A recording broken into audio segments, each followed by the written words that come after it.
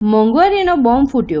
Petrol ડીઝલના ભાવમાં પ્રતિ લીટર 3 સુધીનો તોતિંગ વધારો, જનતાને ઝટકો. ઈરાન અને અમેરિકા વચ્ચે વધતા વૈશ્વિક તણાવની સીધી અસર હવે ભારતીય જનતાના ખિસ્સા ઉપર પડી રહી છે.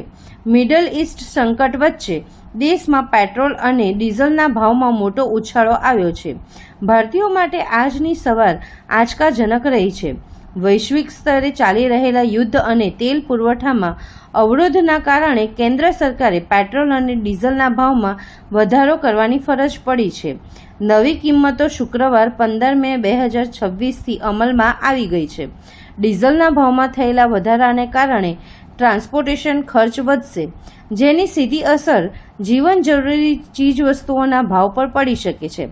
વડાપ્રધાન નરેન્દ્ર મોદીએ પણ તાજેતરમાં જ ખાનગી વાહનનો ઓછો ઉપયોગ કરવા અને વર્ક ફ્રોમ હોમ પર ભાર મૂકીને ઈંધણ બચાવવા અપીલ કરી હતી, જે ભાવ વધારાના સંકેત તરીકે જોવામાં આવી રહી છે.